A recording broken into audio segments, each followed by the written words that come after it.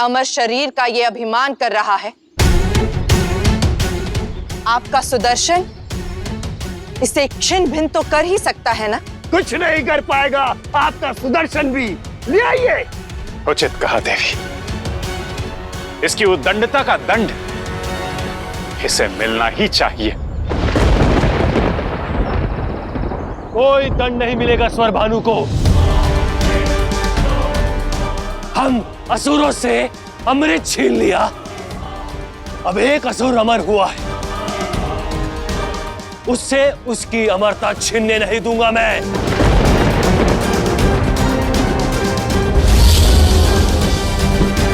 हम सब स्वर भानु के साथ हैं, हम सब स्वर भानु के साथ हैं।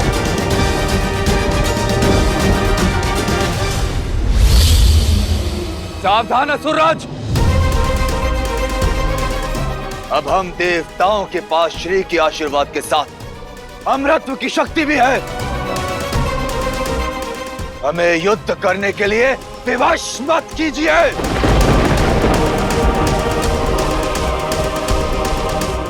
अमृत को छीनकर तो अन्याय तुमने किया था। और केवल अन्याय ही नहीं, मंथन के नियम तोड़े हैं तुमने, और काम के लोभ में फंसे भी तुम ही, इसलिए अब दंड भी तुम ही भुगतोगे।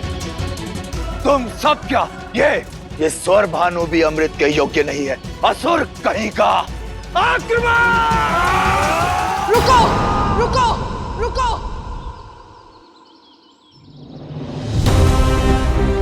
नारायण, अब समय मत गवाइए। संतुलन के लिए सुदर्शन उठाइए, सुदर्शन उठाइए, सुदर्शन उठाइए।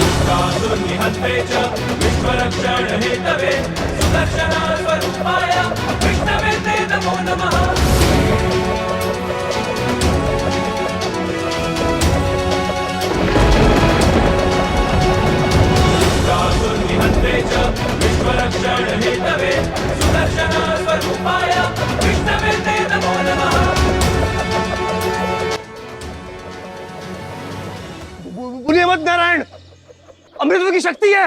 मर नहीं सकते, किंतु अमर होने के पश्चात भी मृत्यु जैसा जीवन जियोगे तुम।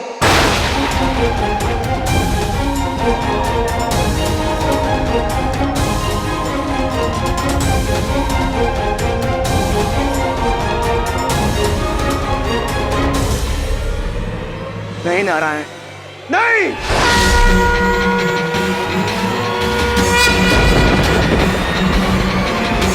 स्वर भानु,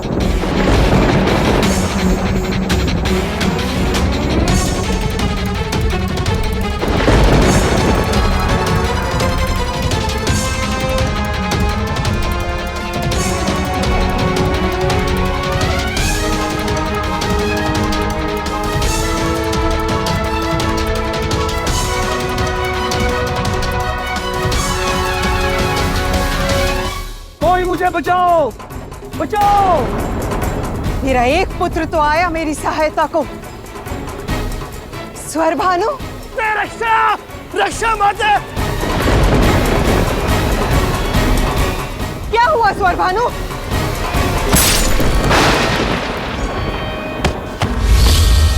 स्वर भानु, स्वर भानु,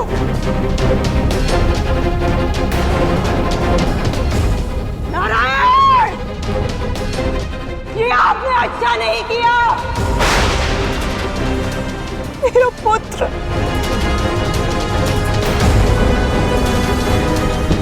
हजूर माता दीदी, कहाँ थी आप? आज नारायण ने फिर से हमें छल दिया। पूरा अमृत उन देवताओं को पिला दिया। वो तो किसी भांति स्वर भानु ने थोड़ा अमृत पी लिया और अमर हो गया।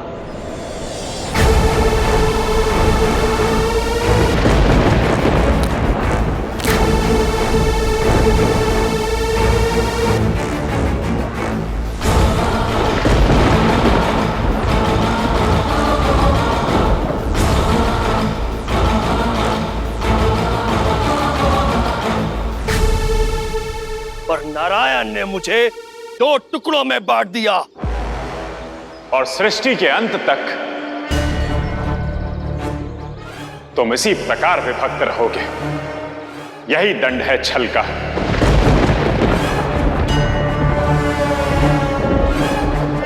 संसार की दृष्टि से बचा जा सकता है सूर्यभानु, किंतु सूर्य के तेज से नहीं छिपा पाओगे स्वयं को। और ना ही बचा जा सकता है मेरी चंद्र की दृष्टि से। और इसी कारणवश हमने तुम्हें इतनी सरलता से जो पकड़ लिया। मूर्ख, ऐसे ही नहीं मुझे ग्रहों का राजा कहा जाता है। स्मरण रहे स्वरभानु, हमारा प्रभाव और प्रकाश इस सृष्टि के कण कण पर होता है। नहीं बचेगा ना तुम्हारा अस्तित्व, ना तुम्हारा प्रकाश।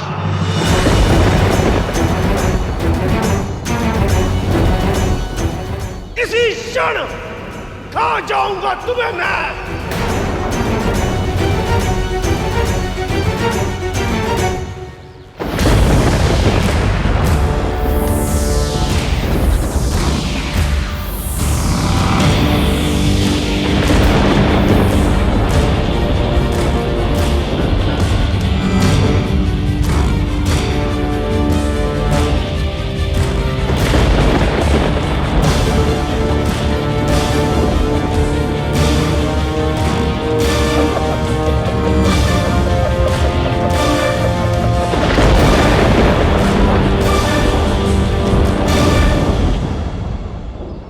नहीं नारायण, मत रोकिए मुझे। ये दोनों मेरे ग्रास हैं और अनंत काल तक तुम्हारे ग्रास रहेंगे। नारायण, ये आप क्या कह रहे हैं? हाँ नारायण, इस संसार को हमारी आवश्यकता है। सृष्टि को केवल संतुलन की आवश्यकता है, और संतुलन संभव है न्याय से। जिन विकारों के कारण असुरों ने अमृत खोया, आज आप दोनों भी अहंकार के उसी विकार से ग्रस्त हैं, दंड के भागी हैं। सभी ग्रहों में श्रेष्ठ हैं आप, किंतु अहंकार के विकार ने आप दोनों से आपकी श्रेष्ठता छीन ली।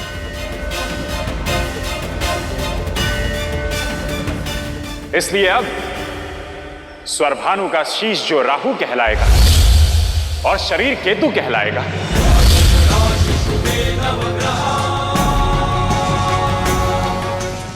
अनंत काल तक राहु आपको ग्रास करने का सामर्थ्य रखेगा, ताकि आप दोनों को यह ध्यान रहे कि समय और काल से कोई भी परे नहीं है।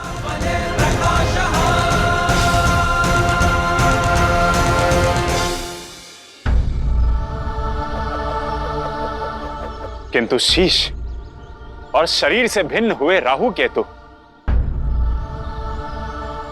आप दोनों को केवल कुछ समय के लिए ही भीतर रख पाएंगे।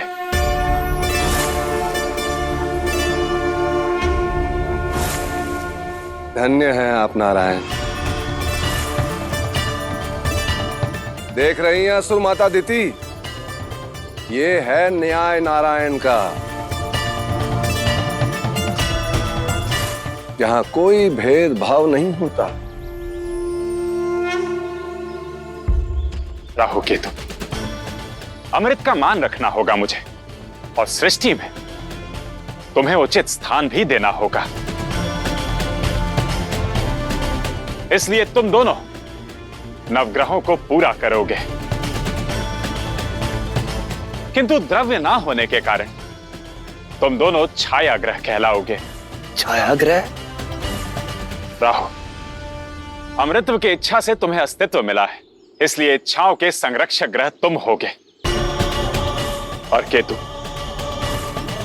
इच्छाओं की मुक्ति से तुम्हारा जन्म हुआ है, इसलिए केतु कुंडली की मुक्ति को नियंत्रित करने वाला ग्रह कहलाएगा। बस बहुत मूर्ख बना लिया नारायण। राहु केतु को नवग्रह में सम्मिलित करके आप अपना छल छुपा नहीं सकते।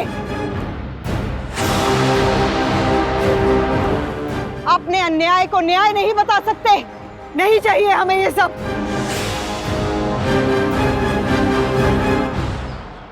हमें क्या चाहिए और हम किसके योग्य हैं, इसके अंतर के बीच संतुलन बनाना ही मेरा कर्तव्य है असुर माता। जो जिसके योग्य है उसे वो देना न्याय है, अन्याय नहीं।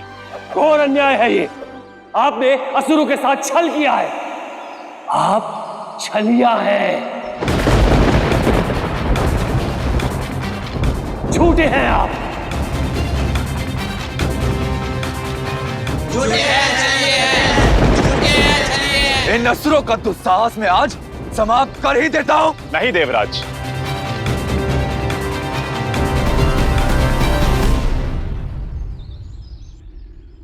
जिनका विवेक वश में ना हो उनकी वाणी को रोकना व्यर्थ है।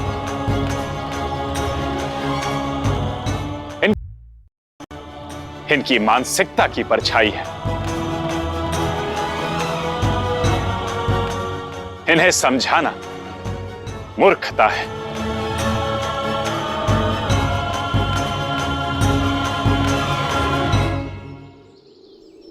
आप सभी जाइए और स्वर्गलोक और अपना दायित्व संभालिए।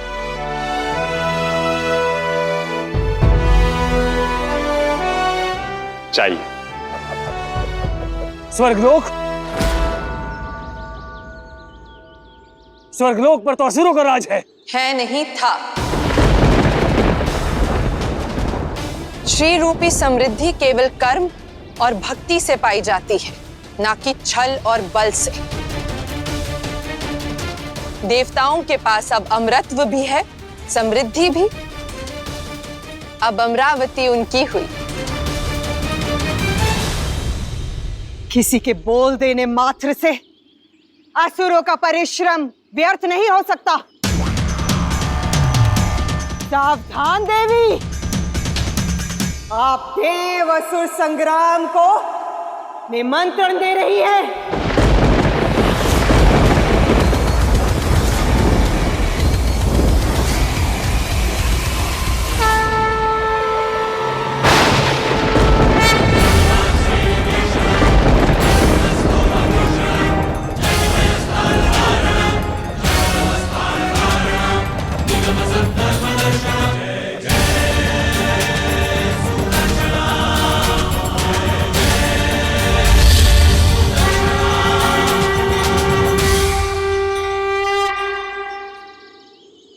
सावधानी की आवश्यकता आपको है असुर माता, क्योंकि अब आपके इन पुत्रों के पास स्वर्गलोक पर शासन करने की ना ही क्षमता है और ना ही सामर्थ्य।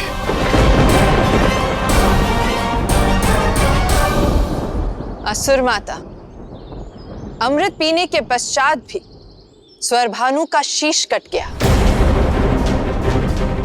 स्मरण रहे असुर माता, आपके इन असुर पुत्रों ने तो अमृत भी ग्रहण नहीं किया है। इनकी क्या दुर्दशा होगी, सोचिए।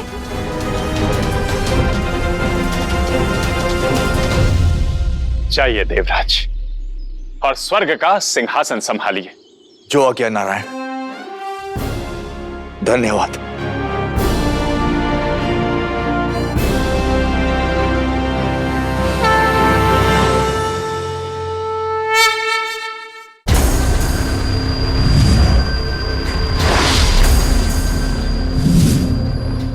सागर मंथन के नाम पे आपने आज जो छल किया है ना नारायण, आपकी ये परम शत्रु उसे सदैव स्मरण भी रखेगी। समय आने पर उसका प्रतिशोध भी लेगी। मैं असुर माता तिथि पूरे संसार को बताऊंगी कि किस प्रकार लक्ष्मी और नारायण ने अपने व्यक्तिगत सुख के लिए हम असुरों के व्यक्तित्व को दुख के अंधकार में ढकेल दिया। फिर देखती हूँ किस प्रकार ये ब्रह्मांड आप दोनों को पूछता है। आपको दोषी नहीं मानता, आपको दोषी नहीं मानता, आपको दोषी नहीं मानता।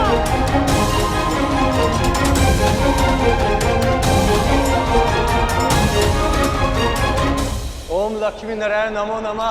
ओम लक्ष्मी नारायण नमो नमः। ओम लक्ष्मी नारायण नमो नमः। ओम लक्ष्मी नारायण नमो नमः। ओम लक्ष्मी नारायण नमो नमः।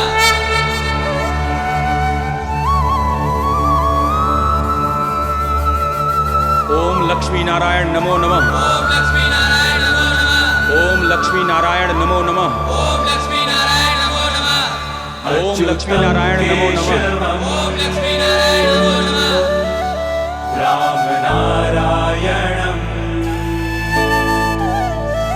कृष्ण दामोदरं वासुदेवं हरिं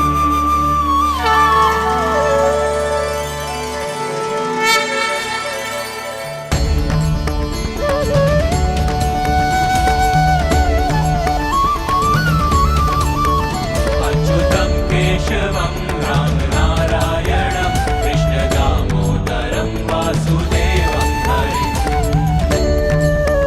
श्रीधरं माधवं गोपिका वल्लभं जानकी नायकं रामचन्द्रं भजे।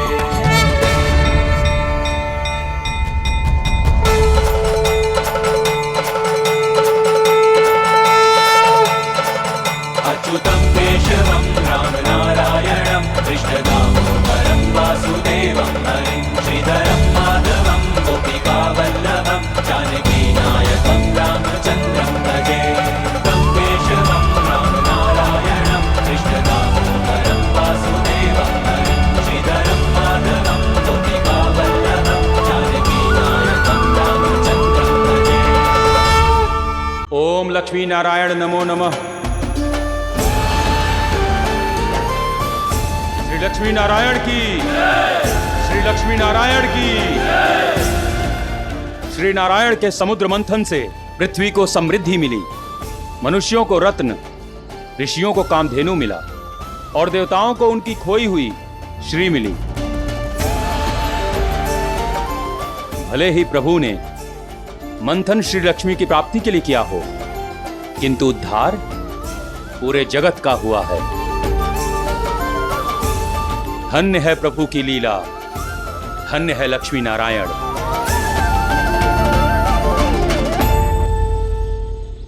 असुर माता, आपके मन की आप ही जाने, किंतु नारायण के हृदय में संसार के हर प्राणी की पीड़ा भी बसती है, प्रेम भी बसता है और उनकी श्री भी।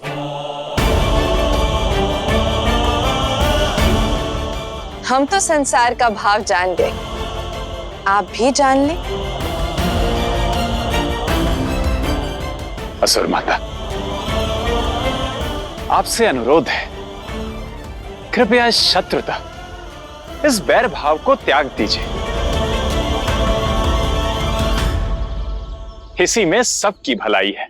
नहीं नारायण, आप मुझसे अमृत छीन सकते हैं, परंतु मेरे जीने का एकमात्र लक्ष्य शत्रुता नहीं छीन सकते।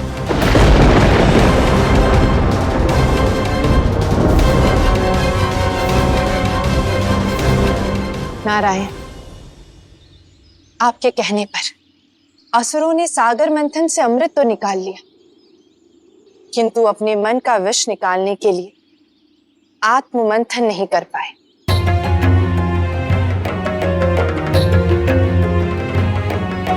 जिनके मन में विष ही विष भरा हो, वो भला अमृत कैसे बरसाएगा माता? महत्वपूर्ण यह है कि मन में विष भरने का कारण क्या है। इसलिए आवश्यकता है भाव के पीछे छिपे कारण को जानने की, ताकि हम भी अमृत में परिवर्तित कर सके। किंतु प्रभु, ये भाव और कारण किसी और दिन जान लीजिएगा नारायण। अभी वैकुंठ आप दोनों की प्रतीक्षा कर रहा है, ताकि आप और श्री फिर से उसे कुंठा मुक्त कर सकें।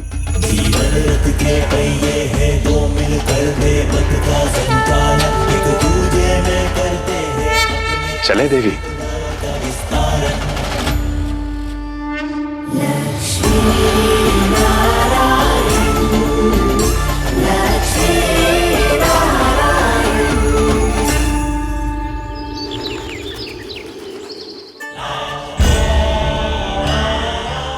आप लौट आई माता। बहुत बहुत स्वागत है आपका आपके वैकुंठ में। वियोग का ये दंश लक्ष्मी नारायण दोनों झेलेंगे।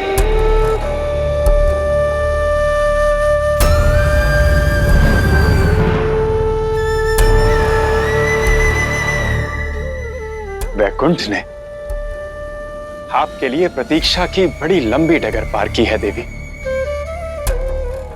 आपके जाने से केवल ये पुष्प ही नहीं, समस्त सृष्टि भी मुरझा गई थी।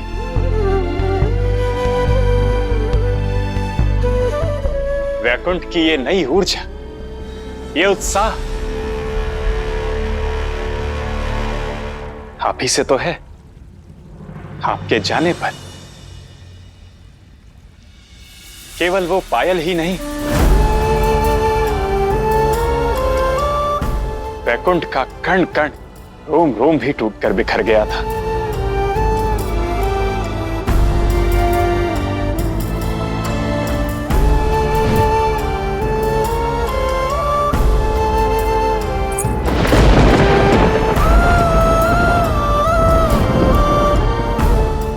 आइए देवी, अपने श्री चरणों से वैकुंठ को पुनः श्री लक्ष्मी का धाम वैकुंठ बना दीजिए।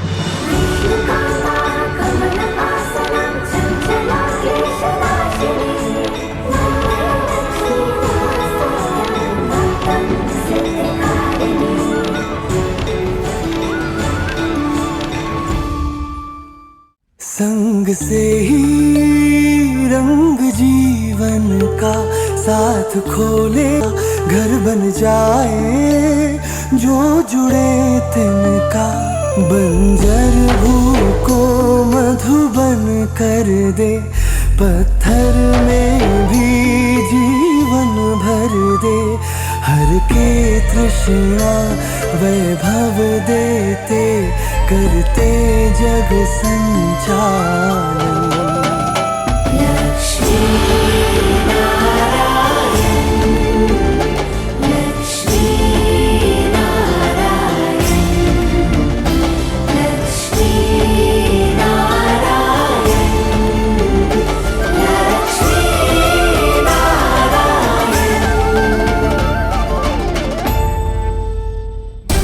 हम दरिद्रों के लिए कहाँ समय होगा नारायण के पास? वो हमारी क्यों सुनेंगे? पृथ्वी लोक पर नारायण के लिए ऐसे विचार? नहीं नहीं, माता लक्ष्मी के आने से सृष्टि पर समृद्धि तो लौट आई। फिर ये सब क्यों?